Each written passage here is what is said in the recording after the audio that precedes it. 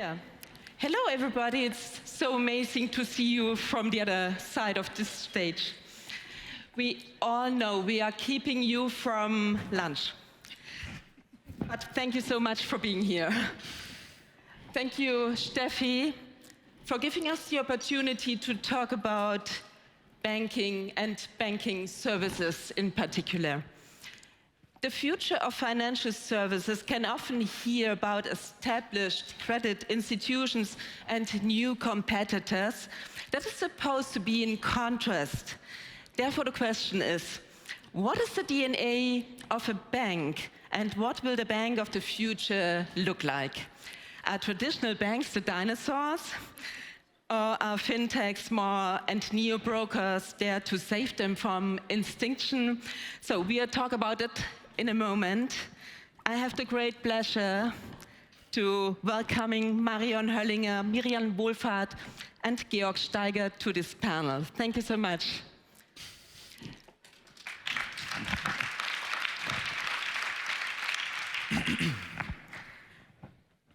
I don't think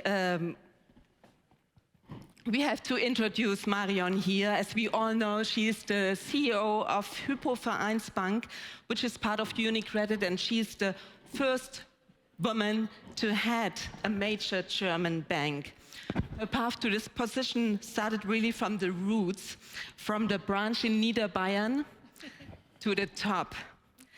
This is why she is exactly the right person to lead this bank into the future. Thank you, Marion, for being here. Thank you very much.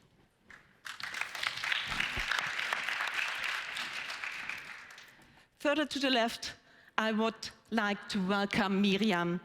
She was already involved in fintechs before these even had that name.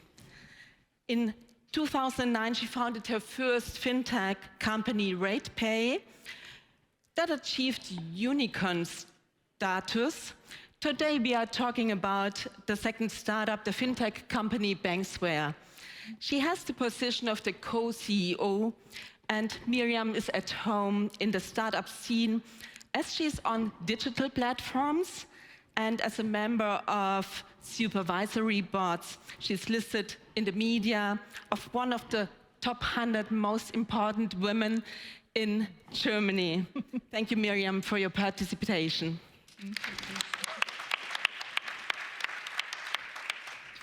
And I'm so pleased to have Georg here on the stage with 3 women. It's important.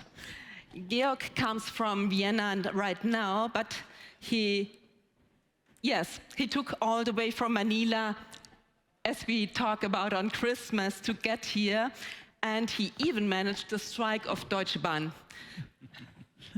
Georg has spent around half of his professional life at McKinsey, but much more time as a founder and CEO of startups, even while studying business administration in Vienna.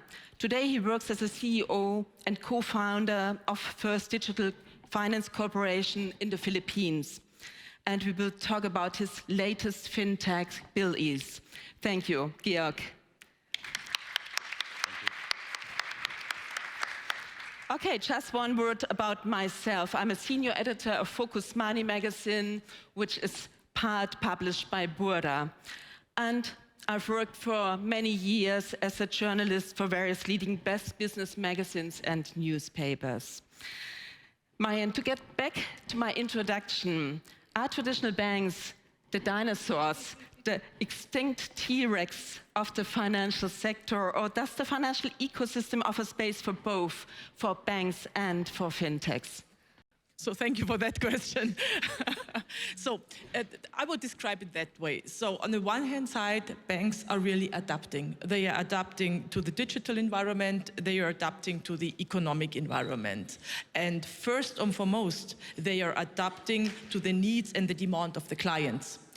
And in this context, technology plays a very important role because technology is the enabler for all of these things. So the enabler to get more digital, more technological development, and the enabler to provide our clients with the digital services, with digital products, with even a more bigger offering of our products. So from that perspective, I would say they are evolving and they are not the dinosaurs there.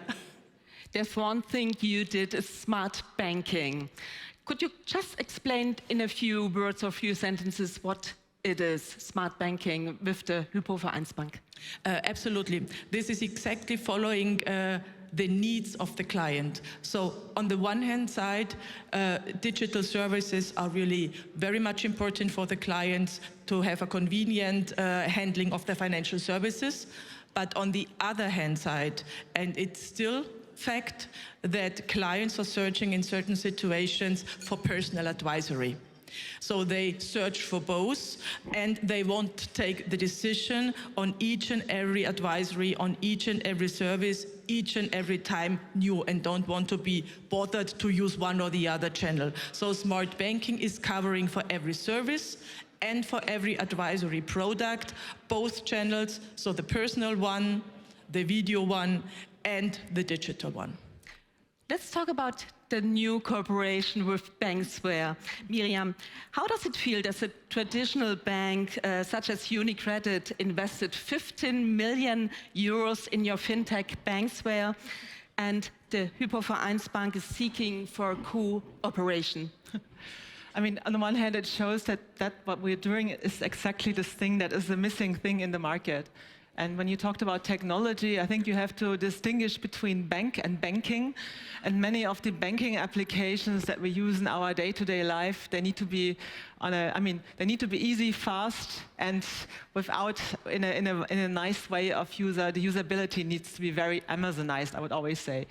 And in order to build these kind of, let's say, experience for customers, I think you need a lot of tech behind it. And as banks in the past, they have been more generalists, providing many different things. But I think so in the future, since you have different kind of banking applications where it becomes more difficult that a bank does it by themselves, it makes sense that banks cooperate with fintechs together in order to, let's say, close the gap that they cannot go into.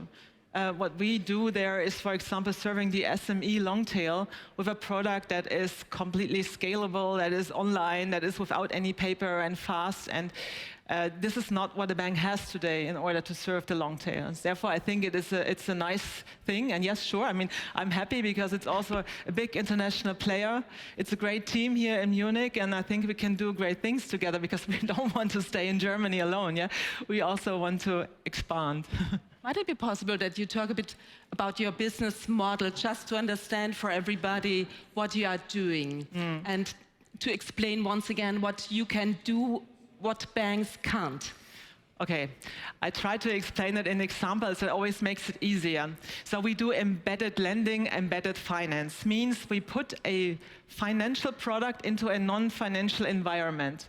For an example, we work together with Lieferando, that's the German branch of JustEat.com, and they offer with us together a product which they call restaurant financing.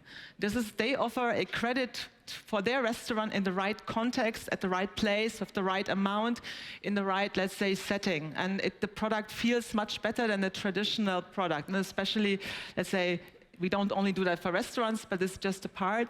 And there, a restaurant can get a loan within, let's say, 15 minutes and get the money also within, let's say, 24 to 48 hours. So this is what we do, building a technology that does lending from, let's say, the whole angle, from the inquiry, from the underwriting, which means doing risk management of the loan, and also doing the whole loan management. So we fulfill all this, building a technology based on a lot of data points as well that is different than how banks in the past had worked. And then we enhance it also with traditional bank data, and we can work with a lot of banks. So it's quite complex at the end, but actually it's an easy thing. At the end, it's only a loan for small businesses that is not distributed by ourselves, so it's always distributed by platforms. And platforms can be a a eating service, it can be a marketplace like Zalando, it can be a kind of, let's say, a software company doing liquidity software like Agicap as a customer of ours, SumUp as a customer of ours. So we work with several, let's say, large platforms together that want to provide their customers a better experience with the right loan product. And it's small loans, so we talk about SME loans, yeah. Marion, just to understand this right, what does HypoVereinsbank hope to gain from this cooperation? Well, I think therefore we have to describe what is the bank of the future. And from my perspective, the bank of the future is the center of an ecosystem of a lot of partners. And in cooperating with these partners, we are serving the clients faster, we are serving them better and even more convenient. So this is the expectation that we are having from this cooperation. And on top, it's important to know that these services are added to our services. So the client remains a client of the bank. We are adding an additional product, so increasing, developing our existing product base. And therefore, for sure, it's a huge opportunity to grow in the existing customer base, but for sure, it's also the opportunity to develop a new customer base. Georg, you have an offer which bank cannot provide, because you give loan to people, they don't even have an account or a credit card. Is that right? Would you please elaborate a bit on what you do? Sure. Maybe let me first talk a little bit about the Philippines. It's a very different country, a very different market from Germany or European countries. So one, it's tropical, so we have now 25 degrees. But more importantly, it's actually a fairly large country. We have 110 million people, a very young country. Median age is 25 years old. And it's really just at the cusp of reaching that stage where you have a large portion of the population going into that middle class segment that then also has a lot of demands for banking and financial services. Now, the market infrastructure is not yet as developed as you would see it in, say, Germany or US. So credit bureaus are not very well established. Even identity is a big problem because there's a lot of different ID cards. Some of this is being worked on, so there's a national ID being rolled out, but it's just not yet done. So for banks to provide credit, they have to do a lot of manual checking. And so they have a lot of cost to underwrite a loan. And you contrast that with a customer who earns maybe $300, $500 per month. They cannot have a large loan, right? So you would have to provide a pretty high cost to process by a very small ticket size. So it just becomes economically not viable to go after really the broad market for banks with a traditional process. And that's where we come in. That was our idea, to basically use AI, machine learning, automation to really bring down the process cost and therefore enable us to make high frequency, short-term, small ticket loans available to customers who before basically wouldn't have the option to borrow from a bank, in the worst case, miss the payments or go to a loan shark, and we can bridge that gap and bring these customers into the formal financial system. When you say small ticket loans, what do you mean with this? What is the average loan amount you give to your customers? So the average is about 50 euros. Very wide range, so we have a lot of different products on the platform. We work actually also with a lot of merchant partners. We have more than 10,000 online and offline merchants. You can buy mobile load, you can pay your bills, so we have a lot of use cases, and of course the ticket size and ranges, but on average it's about 50 euros, yeah. And what are the payment installments? How do you do that? So it's a bit different from a credit card where you would just basically ramp up your balance and then pay your interest. For us, you basically take a loan and then you pay that down over a defined period of time. Average is about 3 months. And that's also a product that's quite good for customers who are new to credit, because it's easier to understand and harder to fall into that trap of just keeping the balance high. Yeah. Miriam, how do you check whether a customer is solvent or not. How do you do that?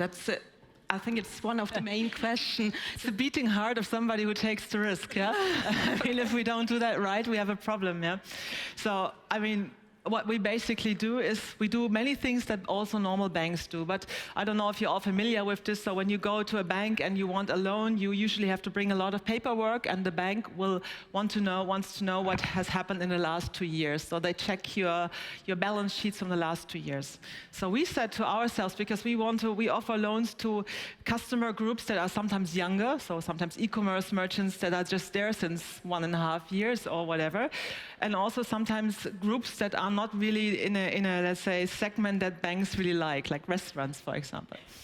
So we decided, okay, we have to do it differently. If we only do, let's say, the things that banks would do, we could not do it in a way that we want to predict if this customer or if this company is able to pay back. So we use data, and that's the reason why we also work with platforms, because you know, these kind of platforms that we work with, they have a lot of, let's say, relevance in the day-to-day life of their customers. Going back to this Lieferando example, a restaurant that works a lot with Lieferando, they look in Lieferando every day. So it's their everyday tool, and when they see something there, it's fine. And also, Lieferando has a lot of data. Yeah? They can provide us with data on the performance of this restaurant, and also on the performance. So we give out loans. The youngest they need to be 6 months in business. So we need 6 months of relevant data where we can see actually the actual performance. So we don't want to see so much history. We want to see more or less what is happening at the moment. Yeah, because it's also, we don't give out loans that are, it's also short-term loans. Most of them are 3 to 6 months, and it's also a different business than banks do. But we do more predictions on this, and therefore, when we have a lot of data from platforms, and also in the last years, actually, a lot of regulation has changed. So you can also look in bank accounts. There's open APIs from Amazon, from Shopify, from a lot of data sources that you can extract data from. So we use all this data and bring it together, and also use machine learning to make a better prediction on the way on how people or how customers can pay back. So that's what we basically do, and we do it now since 3 years. And yes, I mean, we are still small and young, but you know, it's the way you get bigger and bigger and bigger, the more data you get, the better patterns you have, and the better you understand actually your risk. This is what we do. Mm-hmm. Georg, to look if a customer is solvent or not should be more difficult in the emerging markets, I think. How do you do that? Yeah, so it's actually not so different from what you guys are doing. So we also look at all the available data. In a more traditional setting, you would look at past behavior, so the credit record, right? Credit bureau record. But that often doesn't exist for our customers because they're also young, new to credit, right? So we look at alternative data. So we get permission from the customer, what data they want to share with us. And then with that, we can look at, for example, data we get from the telco. We can look at data from the mobile phone. We can check if the contacts they're using, so their email address, mobile phone number they're using with us is, for example, already established for a long time, or they just bought that SIM card yesterday. These are kind of proxies for more intent than solvency, because our tickets are actually very small. So if they have the intent to eventually repay, it doesn't put that much burden on them. And with that, we can basically judge if the customer will more or less likely pay us back. There's no certainty, right? It's basically just... Yes, but there's always a risk, yeah? I mean... Okay. Let's spend... Sorry, problem with my microphone.